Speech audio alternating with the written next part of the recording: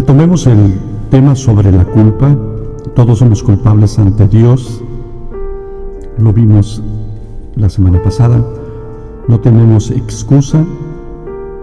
No podemos decir como Adán, la mujer que tú me diste, o como Eva culpó a la serpiente. La culpa es el resultado del quebrantamiento de la ley de Dios.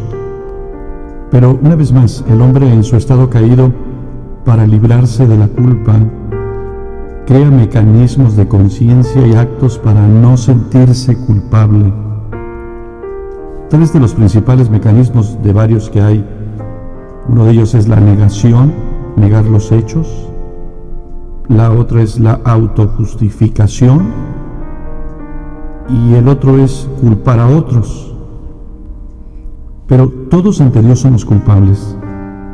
Romanos 3, del 10 al 12 dice, como está escrito, no hay justo ni aun uno. Pablo está citando el Salmo 14. No hay quien entienda, no hay quien busque a Dios. Todos se desviaron, a una se hicieron inútiles. No hay quien haga lo bueno, no hay ni siquiera uno. Ahora no solo somos culpables, sino que merecemos el justo juicio de Dios, y no importa si no te sientes culpable. El problema es que nos podemos acostumbrar a transgredir las leyes de Dios al punto de no sentirnos culpables, cauterizar nuestra conciencia, pero es engañarnos a nosotros mismos. Engañoso es el corazón del hombre, ¿quién lo conocerá?, dice su palabra. Israel, el pueblo de Dios, debido a sus repetidas transgresiones a la ley de Dios, su mente se entenebreció, se endureció, quedó atrapada en la insensibilidad de la culpa. Por lo tanto, Dios le dijo a través del profeta Jeremías: has tenido frente de ramera y no quisiste avergonzarte. Es decir, has perdido la capacidad de sentirte culpable. Te has vuelto renuente, insensible, has violado mi ley. Y al violar la ley, a Israel no le generaba ni siquiera el más mínimo pensamiento de tristeza al respecto. Has pecado con la suposición de que puedes continuar haciéndolo con cierta impunidad. Es lo que Dios le está hablando a Israel a través del profeta. Las cosas al día de hoy no han cambiado. Podemos desensibilizar nuestras conciencias. La Escritura habla de la conciencia como esa voz interior dentro de nosotros, esa voz que nos acusa o nos disculpa por nuestro comportamiento práctico. Y esto es maravilloso, es un regalo de Dios para nuestro beneficio, aún estando en nuestro estado caído. Pero imagínese que no sintiéramos dolor en nuestro cuerpo físico al lastimarnos. ¿Cómo viviríamos? Quizás ni viviríamos ya. El dolor en nuestro cuerpo es un mecanismo que Dios creó para sentir un rechazo a lastimarnos. Pero como creyentes en Cristo, quiero que pensemos en la culpa ante Dios como un acto de la misericordia de Dios, un acto de la bondad de Dios, del amor de Dios, con el propósito de que en lugar de alejarnos de Él, al sentirnos culpables porque hemos ofendido a Dios o violado una de sus leyes, mejor nos acerquemos arrepentidos y seamos librados de la culpa, recibiendo gracia y misericordia para continuar adelante. Todos somos culpables ante Dios, pero no hay frase más alentadora que escuchar de parte de Dios como: te perdono, eres perdonado, te absuelvo, vete y no peques más. Le invito a meditar sobre una escena en el Evangelio de Juan, de una de las que es obvio que se siente y sabe esta persona en esta historia que es culpable, y su conciencia lo humilla al punto de sentirse avergonzada, culpable, miserable ante Dios. Contrario al mismo escenario, en este mismo pasaje de culpa,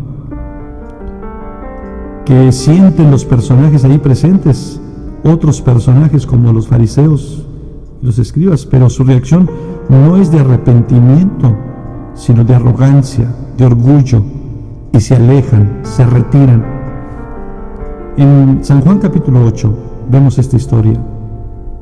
Bueno, por la mañana vuelve el Señor al templo, viene del Monte de los Olivos, quizás pasó toda la noche orando, y el pueblo se acercó a Él cuando llega al templo, y Él se sentaba enseñando Entonces los escribas y los fariseos le trajeron a una mujer que había sido sorprendida en el mismo acto de adulterio y la pusieron en medio de Jesús, en medio del patio, y ante toda la gente alrededor le dijeron al Señor: Maestro, esta mujer ha sido sorprendida en el acto mismo de adulterio, y la ley de Moisés nos mandó que a tales mujeres deberíamos de apedrearlas. ¿Tú pues qué dices? Note que Jesús no sigue con el chisme que estos hombres traen. Ellos le decían esto para tentarlo, para poder acusarle. Pero Jesús, inclinado hacia el suelo, escribía en tierra con su dedo, y él no les respondió inmediatamente. Dice la palabra que como insistían en preguntarle, se enderezó y les dijo: el que de vosotros esté sin pecado, sea el primero en arrojar la piedra contra ella. Y se inclinó y siguió escribiendo en tierra. Pero ellos, dice la palabra, al oír esto, acusados por su conciencia, salían uno a uno, comenzando desde los más viejos hasta los postreros, y quedó solo Jesús y la mujer que estaba en medio. ¿Se da cuenta? Dos tipos de reacción ante la culpa. Ella se queda esperando el justo juicio de Dios. Ella sabe que es culpable y que está frente al Señor. Ella es digna de merecer la muerte. Pero ellos, los fariseos, los escribas, los que están ahí, los que la acusaban, habían sido acusados por sus propias conciencias. Ellos se van, a pesar de que sus propias conciencias les advertían que eran tan culpables como aquella mujer. Dice el verso 10 que enderezándose Jesús, y no viendo a nadie sino a la mujer, le dijo: mujer, ¿dónde están los que te acusaban? ¿Ninguno te condenó? Ella dijo: ninguno, Señor. Con esa expresión, ninguno, Señor, aceptó su culpa, reconoció que estaba ante aquel que la podía juzgar justamente y condenar. Entonces Jesús le dijo: ni yo te condeno, vete y no peques más. ¿Se imagina lo que aquella mujer sintió al instante? Por primera vez desde hacía mucho tiempo quizás se sintió limpia y no sucia, pura y no inmunda, con una conciencia blanca como la nieve, su corazón puro como el corazón de un niño. Hermanos, eso es justo lo que sucede cuando la culpa de nuestro horrendo pecado nos es quitado por la bondad y misericordia de Dios. Recuerde usted cuando el profeta Isaías fue llamado a la sagrada vocación de ser profeta, Dios le da una visión, y en el pasaje de Isaías, después de tener toda aquella magnificencia de aquella visión, cuando muere el rey Usías, dice Isaías: vi yo al Señor sentado sobre un trono alto y sublime, y sus faldas llenaban el templo. Había serafines, algunos clamaban: santo, santo, toda la tierra está llena de su gloria. Cuando Isaías tiene esta visión, dice el verso 5, que él hace una exclamación: ay de mí que soy muerto, porque siendo hombre inmundo de labios y habitando en medio de un pueblo que tiene labios inmundos, han visto mis ojos al Rey Jehová de los ejércitos. ¿Alguna vez se ha puesto a pensar cuántas palabras ociosas hablamos al día? ¿Cuántas palabras son repugnantes delante de Dios o son ofensivas ante Dios? Piénselo, tenemos bocas sucias. El hombre más santo de la nación, el profeta, tiene boca sucia como para pronunciar un mensaje tan sagrado de parte de Dios a Israel. Su reacción inmediata fue: ay de mí, soy inmundo, soy culpable. Isaías se sintió miserable y muestra su arrepentimiento, apela a la misericordia de Dios, reconoce que es un pecador, está frente al único Dios santo y soberano. La reacción de Isaías es una apelación a la misericordia de Dios. Cuando Isaías se siente culpable ante un Dios santo, hay una intervención divina. Uno de los serafines toma un carbón encendido con unas tenazas del altar, y es colocado ese carbón encendido sobre la boca, y Dios le dice: aquí esto ha tocado tus labios, y es quitada tu culpa y limpio tu pecado. Isaías ha de haber sentido un alivio a la vez, con sus labios chamuscados, temblorosos, pero con una paz en su corazón. Al oír estas palabras, es quitada tu culpa. Esto es el lado bueno de la culpa. Si nos humillamos, si reconocemos, de seguro vendrá el alivio de la intervención divina. El rey David nunca se había sentido tan miserable o culpable ante Dios como en aquel momento que es descubierto por el profeta Natán, por ser el asesino intelectual de Urías y su adulterio con Betsabé. Es aquí donde David hace una de las oraciones más bellas, extraordinarias que un ser humano puede hacer, el Salmo 51. Lo leímos anteriormente en el otro mensaje, pero aquí está otra de las maravillosas confesiones en oración de David por aquello en lo que había ofendido a Dios. El Salmo 139: oh Jehová, tú me has examinado, me has conocido, tú has conocido mi sentarme, mi levantarme, has entendido desde lejos mis pensamientos, has escudriñado mi andar y mi reposo. Todos mis caminos te son conocidos, pues aún no está la palabra en mi lengua. He aquí, oh Jehová, tú la sabes toda. Y así Él hace crecer esta oración de arrepentimiento. Se siente culpable, es culpable. Él reconoce y dice: ¿a dónde me iré de tu espíritu? ¿A dónde huiré de tu presencia?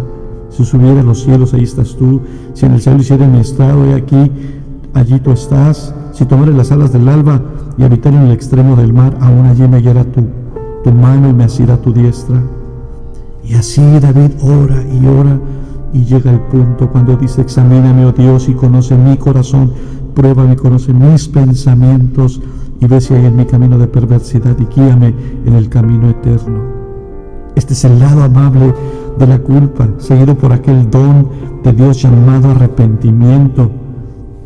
Por favor, entienda esto: todo es provisión de Dios.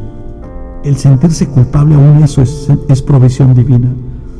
El ceder al arrepentimiento es abrirnos a recibir la abundancia de la gracia, el perdón y el amor de Dios, que finalmente resulta en una profunda paz. Podemos tomar diferentes caminos al sentirnos culpables: endurecer nuestro corazón, negar las cosas, incluso en algunos casos hasta el suicidio. El otro camino puede ser reconocer nuestro pecado y dirigirnos al arrepentimiento. Sentirme culpable, entristecerme por ofender a Dios, creo yo, es un acto de la bondad y misericordia de Dios con el fin de que corra hacia Él para ser perdonado. Cuando Jesús en la cruz dijo: consumado es, esta expresión es que Él había derramado toda su gracia para que nuestra culpa fuera quitada. Nuestra culpa, somos culpables ante un Dios santo. Le hemos ofendido, de hecho, día a día le ofendemos.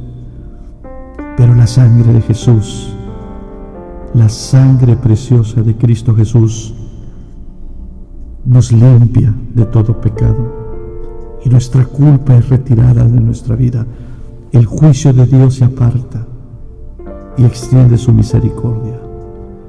La culpa es una sensación de alivio si nos acercamos a Dios para recibir su perdón.